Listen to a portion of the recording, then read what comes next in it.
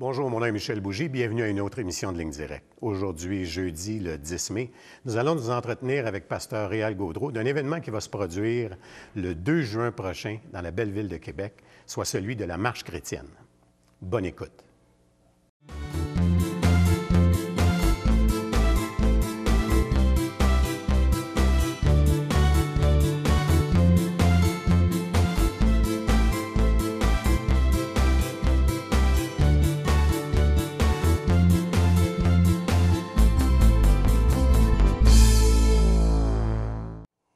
Pasteur Réal Gaudreau, bonjour. Salut Michel. Ça va bien? Ben oui, ça va super bien. Excellent. Aujourd'hui, on va parler d'un sujet que je sais qui te concerne beaucoup et pour lequel tu as beaucoup de passion, celui de la Marche chrétienne, un événement qui va avoir lieu. Mais avant de commencer, je te demanderai de prier pour nos autorités. Oui, tout à fait, d'accord. Alors, Seigneur Jésus, on veut te remettre nos autorités, Seigneur, et c'est ce qu'on veut faire, notamment à travers cette marche, Seigneur. On n'est pas là pour contester d'aucune façon les autorités, mais au contraire, Seigneur, on est là pour prier pour eux. Et dans ces temps, dans ces moments difficiles, notamment au Québec, on te demande de les remplir de toute sagesse, Seigneur, et de bons conseillers autour d'eux, afin qu'ils puissent gérer la nation, même si peut-être ces hommes et ces femmes ne te connaissent pas. Entoure-les de gens, d'hommes et de femmes qui te connaissent, Seigneur, afin que la nation soit bénie par toi, Seigneur. On te le demande dans le nom de Jésus. Amen. Amen. Alors, Pasteur Réal, peut-être pour commencer, juste nous décrire qu'est-ce que l'événement de la Marche chrétienne? Ben oui, effectivement, c'est une question importante parce que des fois, il y a un petit peu d'ambiguïté parce que beaucoup de gens se disent, est-ce que c'est nécessaire de faire un truc comme ça pour dire qu'on est chrétien? Et puis, nous, on pense que oui, parce que précisément, on est dans cette période de notre histoire sociale au Québec où le christianisme est repoussé de plus en plus vers la sphère de l'extrême privé. Hein? Et nous, ce qu'on veut exprimer à travers cette marche-là, parce que c'est pas une contestation, on le dit bien, là, on s'en va pas contester les autorités, on va avoir de la classe dans notre façon de faire cette marche, pour pas faire un mauvais jeu de mots, mais quand même. Donc, on veut se le dire à nous-mêmes. Donc, on veut exprimer notre fierté d'appartenir à Jésus-Christ et on veut non pas se le dire dans nos salons seulement, dans nos temples chrétiens, mais on va être capable de l'exprimer sur l'espace public. Donc, on le dit à ce monde, et ça, on croit que c'est une directive de l'Évangile. L'Évangile, c'est un message d'espace public. C'est Jésus-Christ, qui est notre modèle par excellence, a fait tout son ministère sur l'espace public, que ce soit à Jérusalem, en Galilée, et c'est comme ça qu'il a formé également ses apôtres. C'est ce que l'apôtre Paul a fait également, on le voit dans le livre des Actes, là, lorsqu'il part en campagne d'évangélisation, ce qu'on appelle ses tournées missionnaires. Il va à Athènes, notamment dans l'Aréopage. Ce sont des lieux publics. L'Évangile, s'il n'est plus sur l'espace public, il n'est plus. Donc, on veut, à travers cette marche-là, dire aux chrétiens, venez le dire que vous êtes chrétien. Osez, c'est quasiment un coming out maintenant, être un croyant, là. Venez le dire à ce monde. Venez vous le dire à vous-même, venez le dire à vos enfants, venez le dire devant vos enfants. Exprimez votre fierté devant vos enfants, devant vos amis. Cessez d'avoir peur, parce qu'il y a une petite peur qui s'installe. Donc, c'est vraiment là un des objectifs visés très, très précisément, c'est osons. Être fiers de Jésus-Christ. Puis, c'est quand même un geste qui est simple, parce qu'on parle tout simplement de marcher sur une courte distance. Donc, c'est pas dramatique. Oui, puis c'est hautement symbolique, par contre, parce que la marche se déroule sur les plaines d'Abraham. Elle décolle sur les plaines d'Abraham à 12 heures, donc le 2 juin. On demande aux gens d'être là. Donc, de 12 heures à 14 heures, il y a un concert de musique chrétienne qui est fait avec de l'animation et tout ça. Et les gens se réunissent, se rencontrent. On dit aux gens, amenez vos lunchs. C'est un pique-nique. C'est un événement de famille. Amenez vos enfants, c'est très important. Les poussettes, tout ça. Amenez ça, là, tu sais. Puis il fait beau, on espère en tout cas. Et puis, vers 2 heures, la marche se met en branle. Et c'est 1,5 km environ, c'est pas très long. On marche depuis les plaines d'Abraham jusqu'au Parlement de Québec. Et là, il y a un deuxième concert. Donc, on ne lésine pas sur les concerts. On veut que ce soit une proclamation, une festivité de l'Évangile. Donc, au Parlement, il y a une seconde scène. Et cette année, on a invité la chorale de Maestro Émile, qui est une chorale assez connue ici à Montréal, une chorale haïtienne de très haut niveau. Ils ont gagné des prix, eux, à travers le Canada pour la qualité des chants qu'ils font.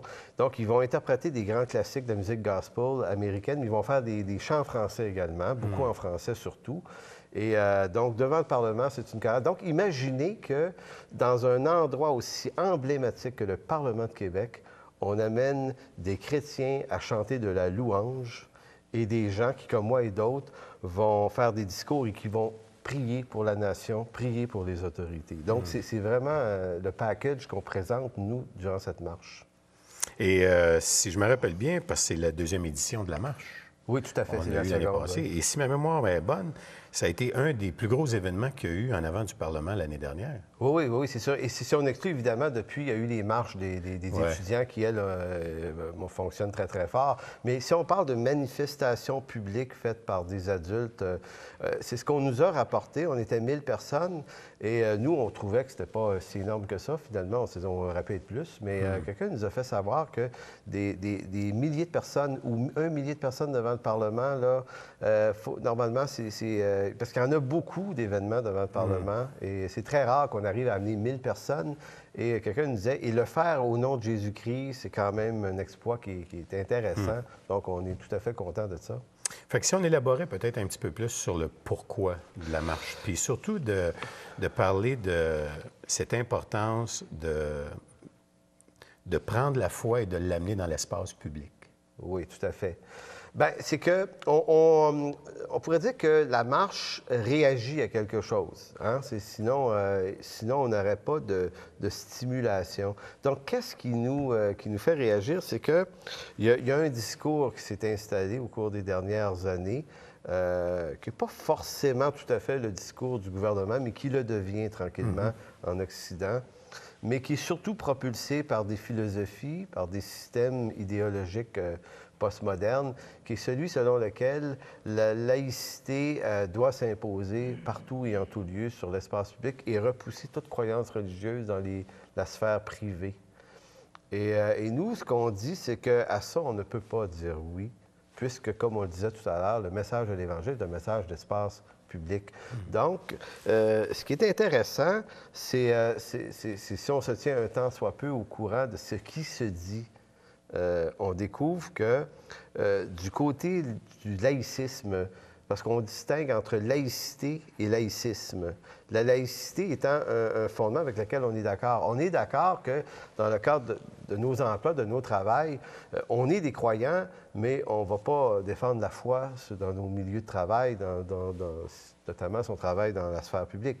Donc, on n'est pas en train de dire qu'on veut toujours amener Jésus-Christ partout et en tout lieu pour pas faire bien notre travail. On s'entend. Donc, la laïcité implique qu'on est des citoyens responsables. On paye nos taxes, on paye nos impôts, on est redevable à nos employeurs, on va être fidèle, on va faire le travail pour lequel on est payé. Mais on ne peut pas nous demander de ne plus être des croyants dans notre fort intérieur. Tu sais, on ne peut pas demander ça à un croyant, de la même façon qu'on ne demande pas à un athée de dire on t'interdit d'être athée sur l'espace public. Fondamentalement, l'homme, l'être humain est un. Et on ne peut pas le faire entrer dans une dichotomie d'être quelque chose à la maison qui n'est plus ailleurs. Donc, c'est cette unité-là de notre humanité qui est en jeu. Et on essaie de nous déshumaniser de ce qu'on est dans nos valeurs intérieures. Et curieusement, au Québec, on demande cet effort-là seulement aux croyants. Est-ce qu'on demande à un millionnaire de ne pas avoir l'air d'un millionnaire sur l'espace public? Non, jamais. On ne demande pas à un artiste de ne plus être un artiste. On ne demande pas à un athée de ne plus être un athée. On ne demande pas à tous ces gens qui ont des comportements, je dirais, non conformes, par exemple, socialement. On ne leur dit même pas, eux non plus, non, regardez ça chez vous. Mais on dit aux croyants, vous, par contre, on ne veut plus que vous le soyez sur la place publique. Alors, c'est ça, là, qui est l'essence de notre démarche. Nous, on veut dire aux croyants que là-dessus, nous, on ne doit pas demander l'autorisation d'être des croyants. On doit oser être ce que nous sommes, des croyants. Et être un croyant, c'est d'être fidèle à Jésus-Christ, mais c'est également être fidèle à la société. c'est d'être fidèle aux autorités qui sont dans nos États. Donc, on n'est pas dans un mouvement de résistance et de rébellion, mais d'affirmation de soi. Puis je pense aussi que c'est quand même un événement qui dépasse le cadre des églises évangéliques. Oui, il le faut parce que nous, on invite, on dit que c'est une marche interconfessionnelle, non pas écuménique, parce que c'est important de faire cette distinction.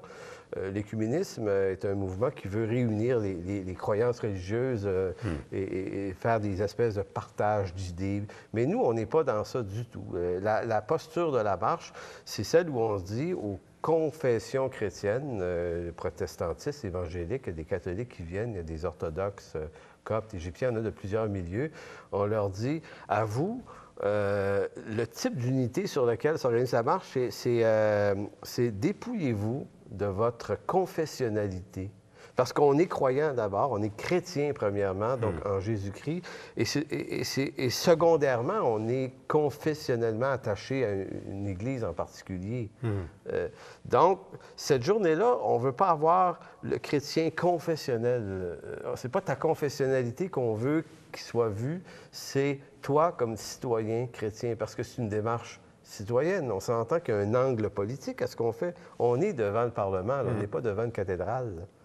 Donc, dans la posture d'être des chrétiens devant le Parlement, bien là, on a une démarche de citoyens et de citoyens chrétiens. Donc, c'est la raison pour laquelle on dit à tout le monde, dépouillez-vous, s'il vous plaît, pour une journée de votre appartenance confessionnelle.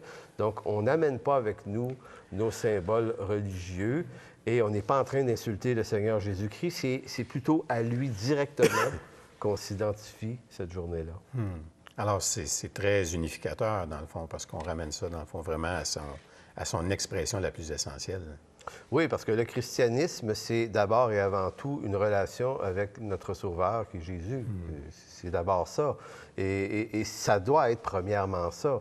Ensuite, bien là, on appartient à des confessions religieuses différentes. Et puis, c'est arrivé au niveau des confessionnalités, qui sont les désaccords puis les accrochages quelquefois. Mais nous, on souhaite justement garder ça, gardez ça chez vous, là, parce que ça vous appartient, vos convictions particulières. Nous, les évangéliques, on a un attachement très, très fort à l'Écriture. On croit que c'est la bonne façon de le faire. Maintenant, nous, cette journée-là, on dit aux chrétiens évangéliques, bien, venez comme des simples citoyens chrétiens. Donc, on n'est pas là pour évangéliser les autres. On n'est pas là pour... On est simplement là pour rencontrer des gens.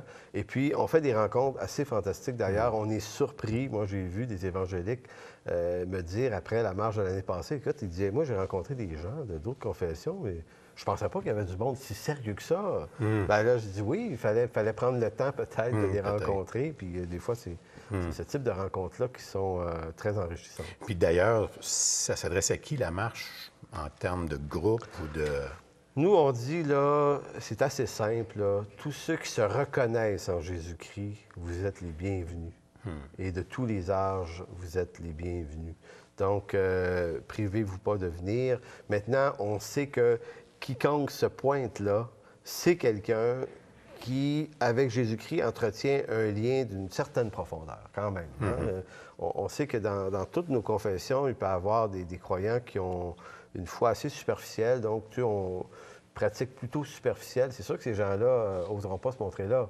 C'est pour dire que tu t'identifies à une marche chrétienne, tu marches dans la rue en ce nom, et qu'il y a plein de gens qui te regardent, qu'il y a des médias qui sont là, ça prend un peu de courage.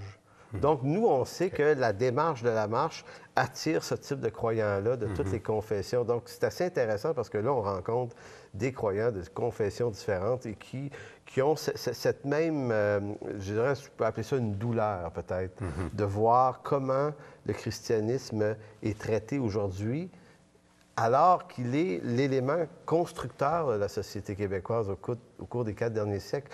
C'est le christianisme, notamment catholique, mais il y a eu des protestants aussi, mais qui a bâti l'héritage et les valeurs, les fondements du Québec dans tout ce qu'il avait d'éducation. Évidemment, on sait que les médias et que les mouvements athées ont tendance à faire ressortir de l'histoire simplement les mauvais coups. Il y en a eu, hein, il y en a eu, c'est sûr. Mais est-ce que les mauvais coups effacent l'ensemble des bons coups qui s'est fait de toute une société qui s'est bâtie? Et lorsqu'on essaie de nous dire au Québec qu'il faut devenir une société accueillante, eh bien, je regrette, elle l'était déjà avant le discours de ces athées-là. Le Québec a toujours été une société d'accueil. Au cours des siècles, est venu habiter ici au Québec des Irlandais, des Écossais, des Français, la communauté italienne de Montréal, la communauté haïtienne, la communauté grecque, la communauté chinoise, est-ce que j'en oublie? Tous ces gens-là se sont installés ici au Québec. Est-ce qu'il y a eu des problèmes? Non, il n'en a pas eu. Donc, quand on veut nous dire on doit tasser le christianisme pour être plus inclusif, alors là, on est en train de charrier un peu dans le discours. D'ailleurs, on va passer à la pause et tout de suite après la pause, j'aimerais ça qu'on discute un peu justement de cet esprit. Il y a un esprit philosophique derrière toute cette opposition. J'aimerais ça qu'on puisse l'aborder ensemble. Oui, tout à fait. Alors, on vous revient tout de suite après cette pause.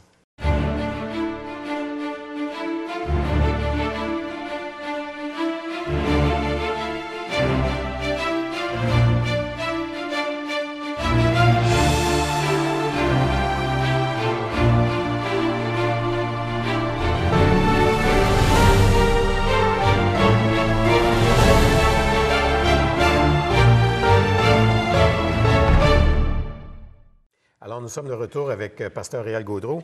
Pasteur Réal, il y a vraiment un esprit philosophique derrière toute cette opposition que les chrétiens rencontrent. Il y a comme une forme de propagande qui soutient le fait qu'on discute de tasser les chrétiens et d'essayer de mettre le discours des chrétiens dans l'espace réservé seulement que dans un espace privé. Qu'est-ce qu'il y a en arrière de ça? Oui, puis je dirais que c'est encore plus un grand problème si les chrétiens adhèrent à cette propagande, comme certains, ils vont dire « Non, non, mais c'est normal, c'est vrai, il faut se tasser.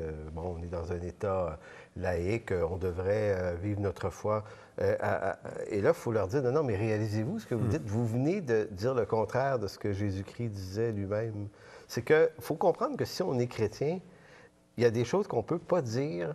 On ne peut pas dire le contraire de l'Évangile. On ne peut pas le faire. On peut pas le dire. Donc, on ne peut pas entrer dans la politique de la chose. On ne peut que marcher avec Jésus-Christ fidèlement à sa parole.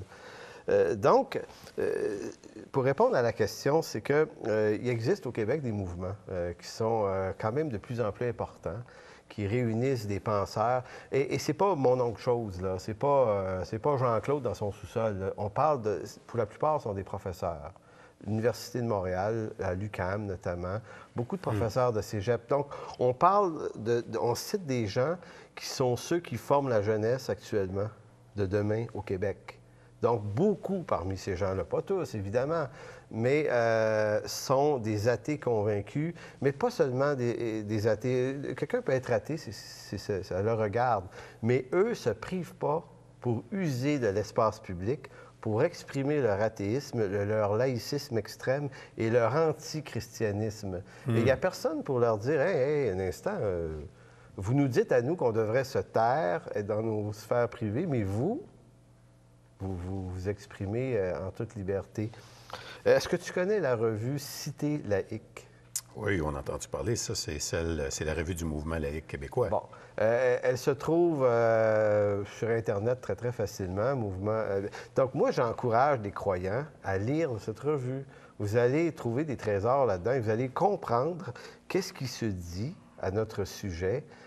Et ça, c'est pas nouveau, là, c'est depuis des décennies. Et vous allez vous rendre compte que ceux qui le disent, c'est pas monsieur et madame n'importe qui.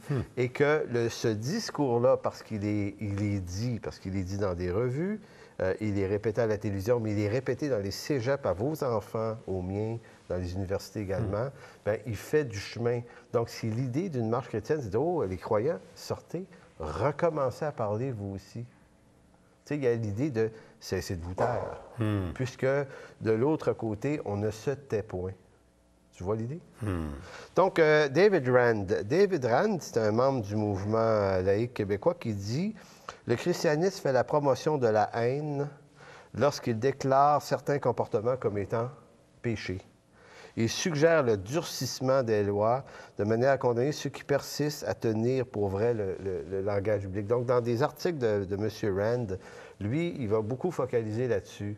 Les chrétiens, c'est des gens haineux socialement, donc il faut les faire taire et il faut le faire par le moyen de législation.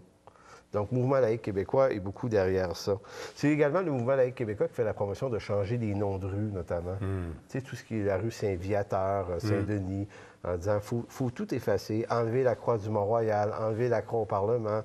C'est vraiment ce mouvement-là. Monsieur Normand Baillargeon, lui est un des principaux formateurs de l'UQAM dans le département d'éducation. Donc, lui est très, très connu dans le monde médiatique au Québec, puisqu'il est invité par Radio-Canada. Il travaille sur une émission de télévision avec Franco Nuovo.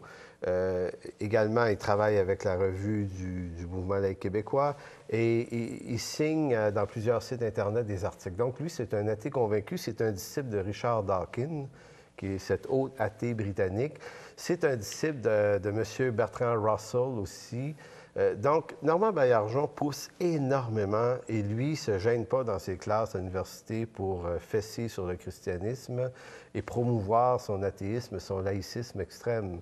Donc, moi, je me dis, c'est quand les gens vont dire « Hey, sais-tu que c'est de l'idéologie religieuse, son affaire, tu n'as pas le droit de polluer l'esprit de nos enfants avec tes convictions personnelles. » Donc, voici ce qu'il dit.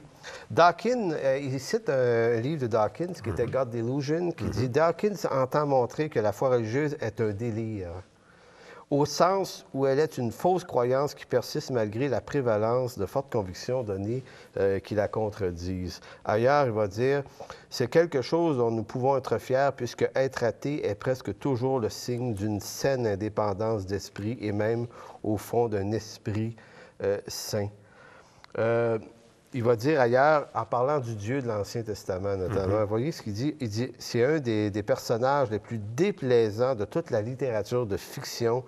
Jaloux et fier de l'être, c'est une brute misogyne, homophobe, raciste, infanticide, génocidaire, nuisible, mégamélomanique, sadomasochiste, capricieux et malveillant. Donc, c'est ce que M. Baillargeon, en citant Dawkins, va dire du Dieu que nous, on apprécie. La religion est une insulte à la dignité humaine, répète-t-il. Avec ou sans elle, on aurait de bonnes personnes se comportant bien et de mauvaises personnes se comportant mal. Mais la religion est nécessaire pour que de bonnes personnes se comportent mal. Donc, tu vois, le discours est extrêmement violent à l'endroit des croyants, de la parole de Dieu, et montre aucune forme de respect. Et dans une dernière citation ici, il va dire... dans un des chapitres sur l'enfance, les torts que la religion fait subir aux enfants et les difficultés qu'on en a à libérer les adultes, qu'on a endoctrinés durant le jeune âge. Donc, dans un livre qui s'appelle Childhood Abuse. Donc, d'après ce livre, il faudrait éventuellement en arriver à extraire les enfants de l'influence des parents croyants, en disant c'est nuisible, ça. C'est dangereux leur parler de Dieu. Ça gâche leur vie au complet. Donc, moi, ce que je veux faire comprendre aux gens au Québec, c'est que ce discours-là, c'est pas juste le discours de machin chouette dans son sous-sol que personne ne veut entendre. Ici, c'est l'élite du monde professoral au Québec qui endoctrine nos jeunes dans les sphères scolaires, universitaires. Mais ce qui est intéressant, c'est que quand on regarde par contraste, les croyants aujourd'hui représentent un nombre presque marginal de la population, on peut dire. Oui. Quand on regarde la grande majorité des jeunes qui ont été élevés sans la foi, je veux dire, ça fait des années de ça, on rencontre des jeunes qui ont même plus des concepts de qui étaient les personnages bibliques. On a même des problèmes avec l'histoire récente, fait que, encore moins l'histoire biblique. Et puis pourtant, on voit des comportements qui sont vraiment incroyables. Je veux dire, on vit là présentement dans les temps où il y a des manifestations étudiantes qui donnent lieu à des débordements spectaculaires de gens qui n'ont jamais été élevés dans l'Église. Oui, et justement, ce matin, à la radio, Mario Dumont insistait sur un point. Il dit « Qui pousse les jeunes à se rebeller contre les autorités à ce point et à tout casser? » Il dit « Ce sont les professeurs des universités, des cégeps, qui sont derrière l'idéologie dans laquelle les jeunes entrent. » Alors, on a un problème là, de plus en plus. Si M. Dumont a raison, on a un sérieux problème, c'est-à-dire que le corps professoral, tous ces gens, ces docteurs en toutes sortes de choses, sont en train de poser des gestes et des idées qui vont à l'encontre des valeurs des parents dans la plupart des cas. Donc, ici, on a comme une cassure générationnelle qui va causer des dommages, là. Parce que ça pousse même la réflexion à un point que la Commission scolaire de Montréal a permis à 2 écoles secondaires d'aller en grève dans un but d'éducation pour les éduquer sur qu'est-ce que c'est que la prise de conscience citoyenne. Et là, ce matin, il y a des parents qui se lèvent, il y a des directeurs d'école dans d'autres commissions scolaires et qui, là, manifestent leur désarroi total avec ça. Là. Et eux autres ne sont pas d'accord avec ça pantoute, là. Non, parce qu'on ne va pas à l'école pour apprendre ça. C'est pas la raison de l'école. Et les professeurs, tous ces profs qui encouragent ce genre de manifestation sont sortis de leur mandat. Et il va falloir que quelqu'un leur dise, parce qu'ils sont en train d'exprimer des idées politiques et philosophiques qui, normalement, si on leur demandait de jouer la même partie que les chrétiens, devraient garder ça pour eux, chez eux. Mais eux, ils ont le droit, semble-t-il, de l'exprimer et ils sont responsables là, du carnage qu'il y a actuellement au Québec. Donc, il va falloir à un moment donné qu'ils rendent des comptes, je pense. Et puis, quand on regarde l'ensemble des croyants, ce qu'on appellerait la chrétienté au Québec, là, vraiment les gens là, qui ont vraiment une relation avec Jésus-Christ, quelle que soit leur dénomination, est-ce qu'on peut dire qu'il y a une mauvaise compréhension de l'ampleur de ce qui se passe dans le moment? Je pense que oui. En tout cas, chez les évangéliques, c'est évident que le chrétien évangélique typique, c'est celui qui lit sa Bible, et tant mieux, qui connaît bien sa théologie généralement, mais ça s'arrête là. Il y a cette idée que nous, on s'intéresse aux choses d'en haut et toutes ces histoires-là de la société, c'est pas notre affaire, c'est pas notre combat. Or, c'est une erreur.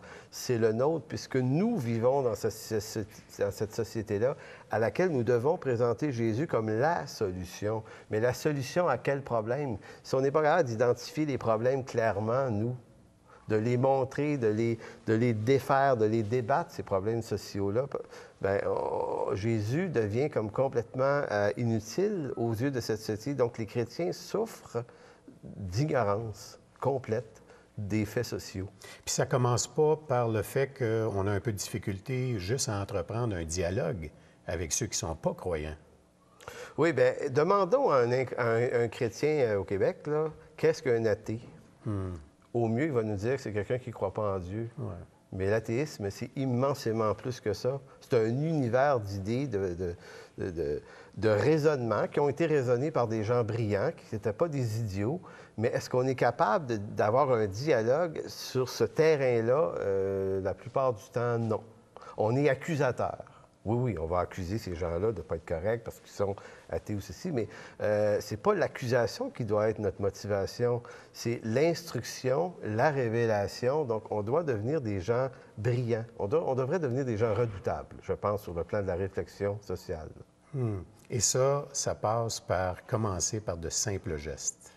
Ça commence peut-être par participer à la marche chrétienne du 2 juin, où là, on va être capable d'exprimer simplement, sortir un peu de la maison, sortir un peu de notre zone de confort, se promener à travers la grande allée où il y a tous les touristes assis sur les terrasses et juste marcher. Oui. On va terminer notre émission ici, Pasteur Réal. C'était vraiment intéressant. Et puis, j'en profite pour inviter tous nos auditeurs qui écoutent Ligne Directe depuis un bout de temps à venir participer à cette marche. Et puis, vraiment, à montrer que Jésus-Christ est important pour nous dans nos vies. Alors, merci d'avoir été avec nous pour cette émission de Ligne Directe. Bonne semaine.